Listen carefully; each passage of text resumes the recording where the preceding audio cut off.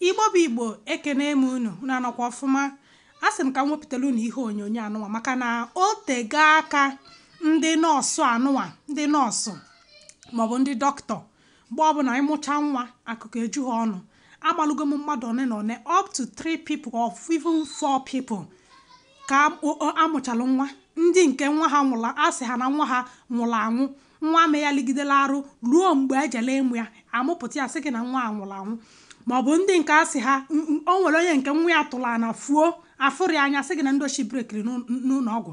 Ama m onye nke jelu n'ụlọ ọgwụ mgbe ọ dị ime 7 months agwa ya na nwa ya bụ nwa nwoke, ọ mụọ ya ọ bụrụ nwa ọmụọ dị nwa ihe ọ fụrụ bụ nwa nwaanyị. Ihe anụnwa kịta anụnwa bụ nọọsụ kulu nwa amụpụtalụ kịta nwa amụpụtalụ kịta na ihe niile eji wee mụọ ihe niile so nwa pụta ka dị nwatakịrị na-arụ. Ọnya ka nọọsụ ku wee nọdụ n'ụzọ wee na-eche nwaanyị ọ chọrọ ilesịa. Just see how wicked ndị mmadụ nwere ike ịdị. A young girl like this, inwe obi ime your fellow woman afụfụ nwaanyị ibe gị talụ for good 9 months baa na bata n'ụlọ ọgwụ unu wee chịa nwa chịchaa ya. Ndo ị ga-asị nwaanyị anụnwa bụ izulu nwa ya. Kwekenenụ m ụdị ka asị a ga-asịlị nwaanyị mụpụtalụ nwa kịta. Gwa m ụdị asị a ga-asịlị famili a ga-asị ya na nwa ya nwụrụ anwụ, ka ya sị ya na ọkwalụ nkufe, ka ya sị ya na o mere gịnị. You don't even care what they will use this child for. Ihe ma bụ na ị na-achọ ego. And to who all those that go buying children, amaghị m ihe unu na-eche. Amaghị m ihe unu na-eche. Onye na-amụghọ nwa, you go for proper adoption. Ịchọgodi nke amụpụtalụ kịta anụnwa, you can adopt it. You go for proper adoption. Kedu ihe mmadụ ga-eji were ego ijejide goro nwa dị illegal? Kedu ihe there is I don't just understand. O rugo nnọọ mgbe ọ ga-abụ mmadụ jebe ịmụ nwa n'ụlọ ọgwụ ọkpọlụ die maọbụ kpọlụ nne. Somebody must be there with you in the labor room. Ọbụkwa nke ọ ga-abụti gị bịa ọkwụlụ na receptionist na-agbago na-agbatu. Ya eso gị banye n'ime labor room ahụ.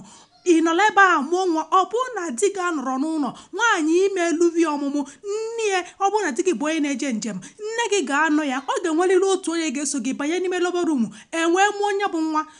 Maka akụkọ na-eju ndị dọkịta na ndị nọọsis ọnụ ma amụpụtacha nwa ọ dị too much. Nwaanyị na-amụ nwa ọ marọ nke na-aganụ. Ka m kwụsịgodu na ebe anụnwa fim nke ajọkakwa ngwakwanụ ka ọ dị.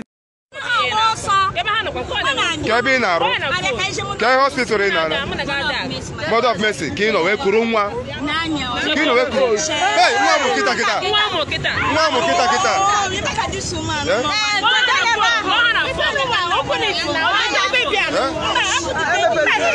amụ kịta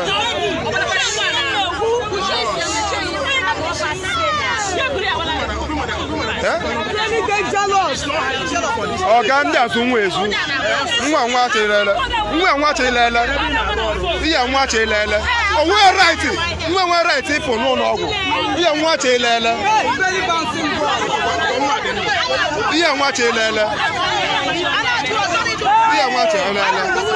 nwa amụ kịta ihe nwa achịlele